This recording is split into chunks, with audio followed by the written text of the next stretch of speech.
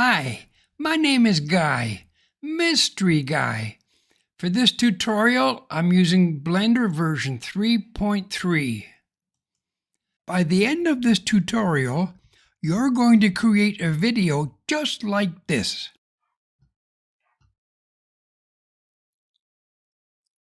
In this tutorial, you're going to add material to the floor, specifically the black and white tiles. You're going to add camera movements, use the N panel, that's N as in November.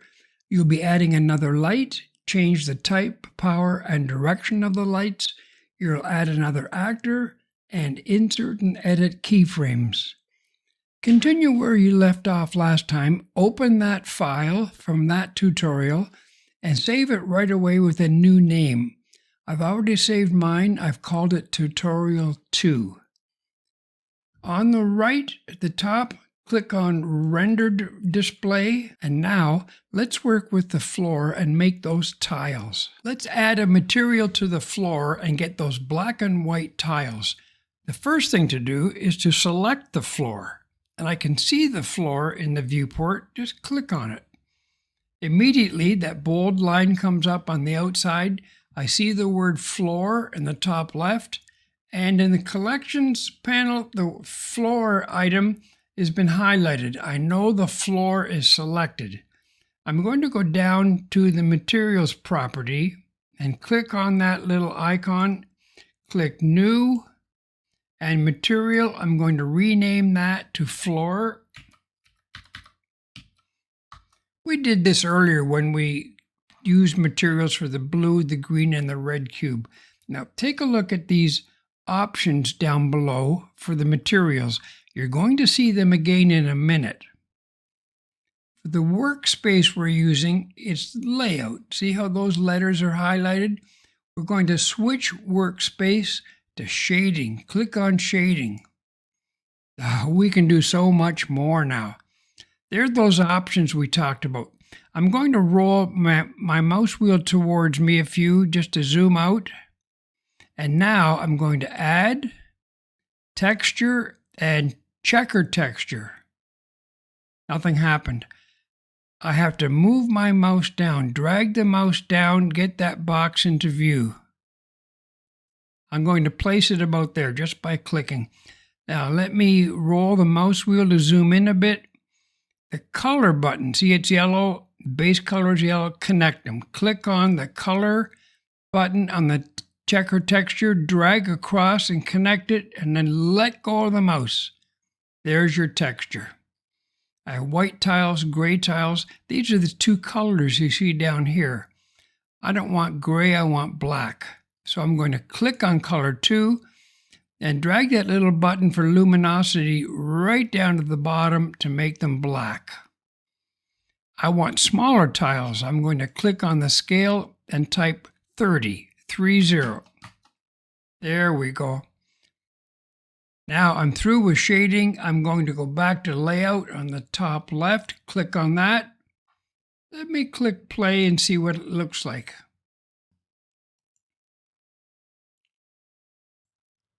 Good. Let's work with the camera now. To select the camera, I'm going to go up to the collections panel and click on camera. Go back to frame 1, and now we're going to use the N panel, N as in November. Type the letter N, and that panel jumps out. To hide it, press N again, N, N, N, N, N. The 3 tabs, I want the one on the bottom that says View. I'm going to put my mouse pointer on the edge and drag it to the left so you can see it a little better. I want camera to view. Select that. Go to the object properties. I want you to watch the location and rotation. I'm changing what the camera sees now. With my mouse pointer back in the viewport, I'm going to roll the mouse wheel towards me 4 clicks.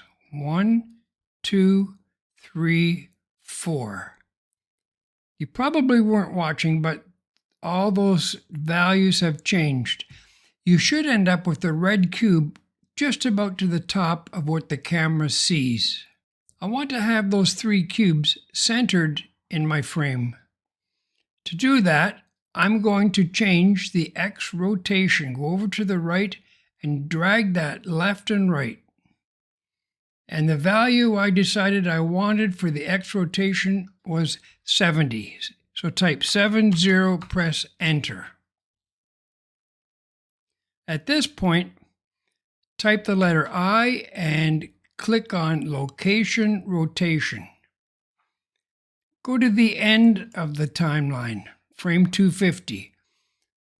I want the camera to be higher and to change its point of view so these 3 cubes are back in the center.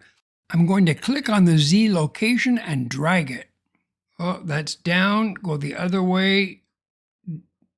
Down. I want it to go up. To get those cubes centered, I can change the X and Y locations. I'm just experimenting.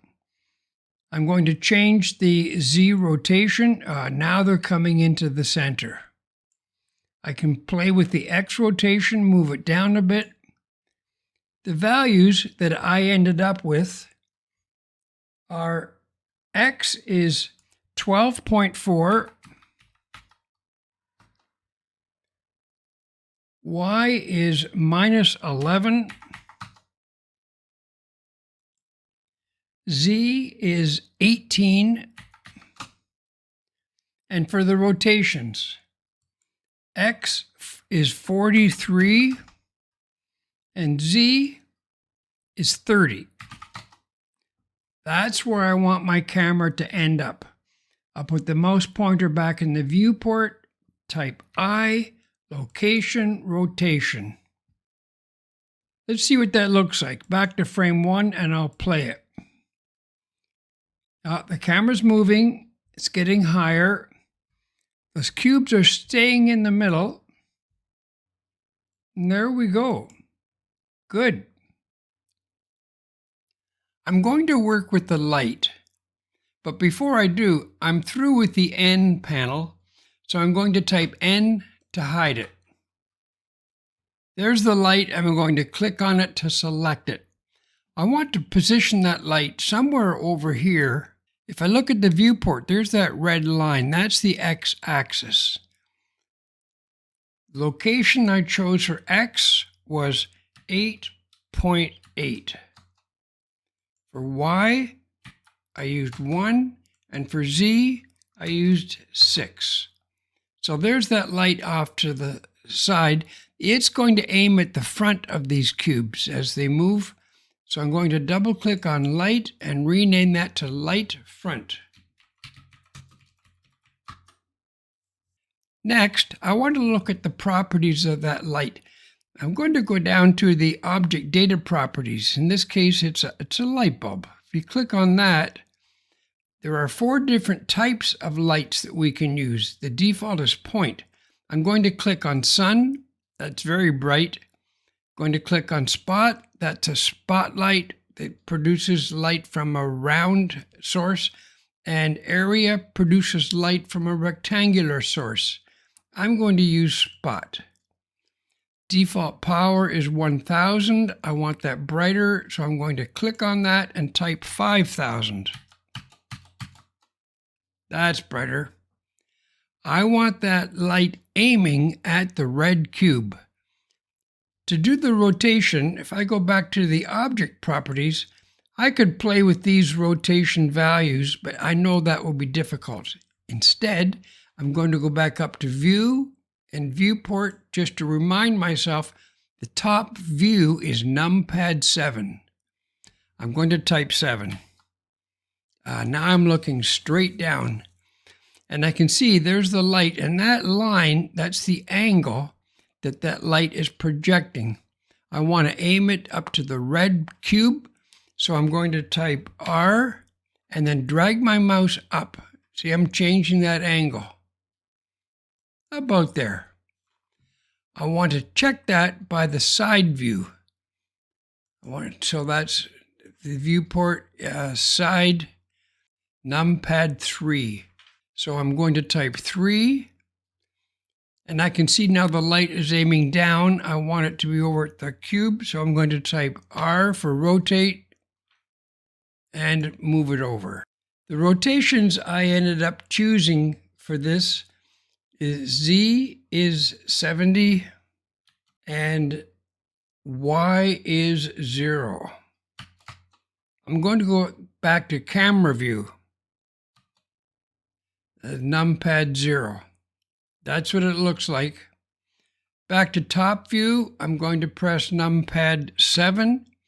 I'm going to duplicate this light. I want a copy of it down here somewhere that's going to aim into the middle of the frame. Remember how we duplicated these cubes? Shift D. Now move the mouse pointer, and I'm just going to pick that white tile down there and then click. I want it to rotate, so I'm going to type the letter and move the mouse pointer off to the side first, for it's a little easier. Type R. Then I'm just going to drag the mouse till it's pointing into the center somewhere like that. The actual Z rotation that I chose was -40.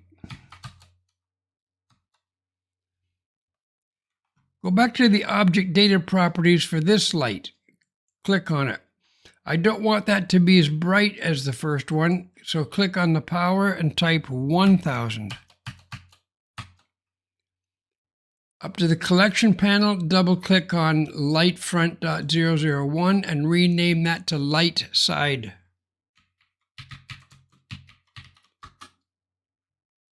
Go back to camera view, press 0 on the numpad, and I'd like you to go to frame 150. Now I want to show you something. Up in the collection panel, whoopsie daisy. Up in the collection panel, beside each object, there's these two columns. The one on the left, that's an eyeball. The one on the right, that's a camera. The eyeball, you can turn on and off the visibility of an object in the viewport. Let me experiment with the red cube. That's cube 3. I'm going to click that eyeball. Now that turned it off from being displayed in the viewport. Let me turn it back on. If I click the camera, that means that red cube will not be rendered in the video. I'm explaining this because when you work with lights, multiple lights, I'd like to look at each light independently and see how it affects the scene. There's the side light. If I turn off visibility, now the only light in the scene comes from the light front. I'm going to turn the visibility on for light side and turn it off for light front. Now I can see the light that's being caused by the side light. I may want to adjust the power or angles once I see them independently, but both together, that's what they look like. I think it's time to go on to the next step. By the way, for the two lights, we didn't add any keyframes because nothing about them changes in our animation. Let's go back to frame 1. We're going to add a new actor. Go up to Add, Mesh, and Cylinder. See those vertical panels? I want to make that cylinder smoother. So where it says Vertices 32, click on that and type 160. That's better. The radius, change that to 0.5. The Y location is -6. The Z location is -0.5. Now two rotations, change X to 90 and change Z to 90. There, that's the cylinder. It's going to roll along that Y-axis. Let's type I for insert, location, rotation, and go to the end, frame 250. Click on the object properties, and for the Y coordinate, type 7. For the Y rotation, type 720. Go back into the viewport with your mouse, type the letter I, location, rotation. Let's go back to frame 1 and play it. And there it goes. Except that cylinder is going right through the cubes. Blender doesn't care if two objects occupy the same space at the same time. We're going to fix that in a minute. Let's go back to frame 1. I'd like to add some materials to that cylinder. So I'm going to click on the materials properties, click new, click on material and rename it to cylinder. And as we did with the floor, we're going to change our workspace from layout to shading. Click on shading. We've been here before. I'm going to use my mouse wheel to zoom out a bit. Then I'm going to click add, texture, wave texture. I'm going to click.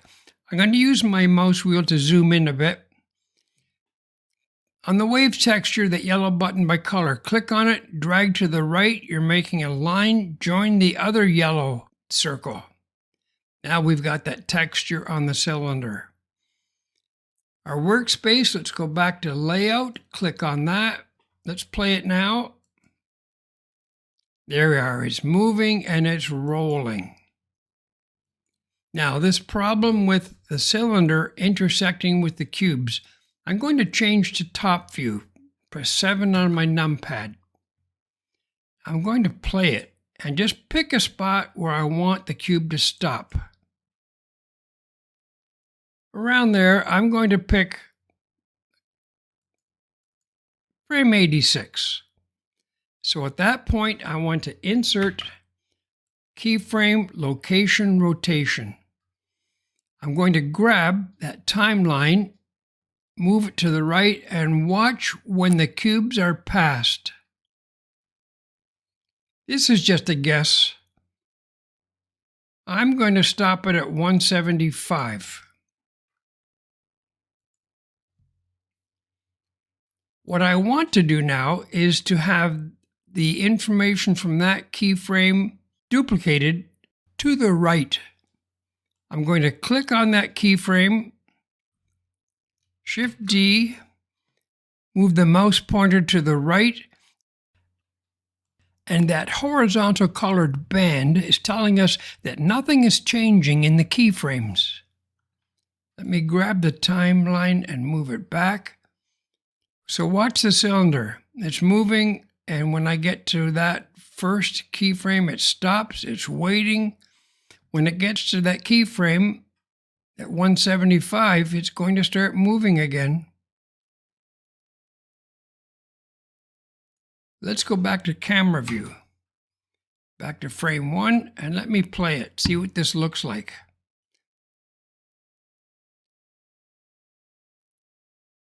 And then there it goes again. That's what I wanted. Good job. It's time to render our animation and produce a video file. I'd like you to go over to the right to the output properties. That's that printer. Click on that. For the output, yours might say tutorial 1 because you started with tutorial 1. If that's the case, click on it and change that 1 to a 2. If you have something different, click the file folder and select a folder and a name that you want to call the video. The file format should be FFmpeg video. Encoding, the container should be MPEG-4. When those are in place, go over to the left at the top, click Render and Render Animation. The new window opens. That's the render window. It shows you frame by frame what it's rendering. You can see the cubes starting to move now. And on the timeline, Blender is going frame by frame, rendering each individual. This will take a few minutes. I'll come back when it's done.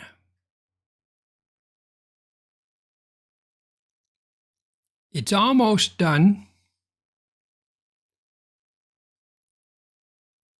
There. I'm going to close the render window.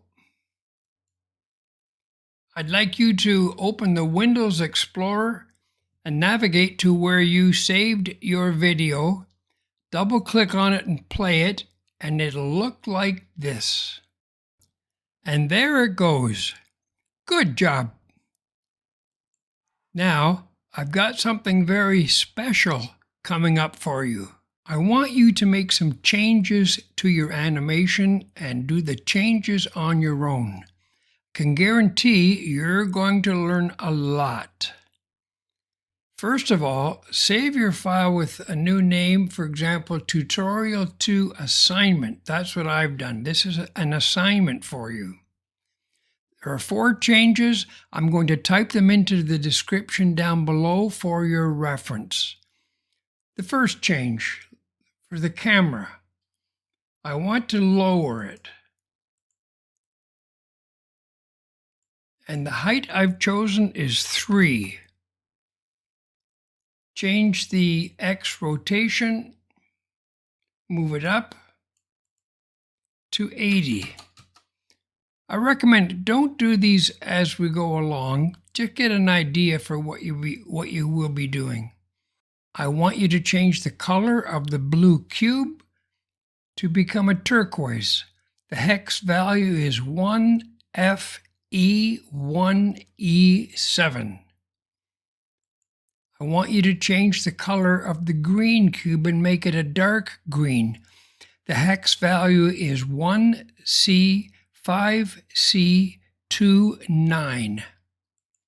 Change the color of the red, make it a light yellow. The hex value is F5F06E. When that's done, your viewport will look like this. Next, I want you to change the color of the floor tiles. Right now they're black and white. For the color of the white tiles, change that to a yellow. The hex value is E7D801, and the color of the black tiles is going to be a maroon red. Hex value is 8C0921. When that's done, your screen will look like this. There's one more thing I want you to do, and that's to change the power setting for the light on the side. Change it from 1000 to 3000. When that change is done, your screen will look like this. And there you go. When you render this new animation, here are the results.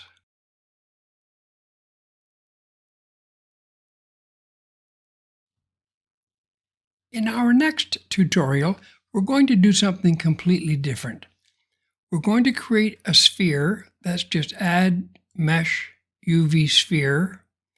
We're going to add another one, and we're going to shrink it down by using the scale factor. The big one, I'm going to pretend that's a planet, and it's spinning around on its axis. Daytime, nighttime, daytime, nighttime. The little one, that's a moon. It's spinning on its axis. Dark side, light side, dark side, light side. As this moon is spinning, it's also going to orbit this planet. As the planet is spinning, it's going to orbit the center. And to get that orbit, we're going to add something new, an empty. Empties are used an awful lot in Blender. We're going to connect the planet to the empty, so whatever the empty does, the planet will do it. For example, I'll rotate the empty. See how it's spinning? If that planet is connected to the empty, it's going to spin also. Take a look at that black line that joins the planet and the moon. That's a parent parent-child relationship, which forces the moon to do whatever the planet does. So as the planet orbits, the moon is going to follow. One more thing we'll do you haven't done yet, and that's world properties. We're going to select world properties, and when we add materials to the world, we're going to make the background look like it's a night sky full of stars. We'll add a material to the planet to make it look a little like a planet using a different shader, and we'll add a material to the moon using a different shader again to make it look like a little moon. When you're done, your video is going to look like this. See you then. You don't want to miss it.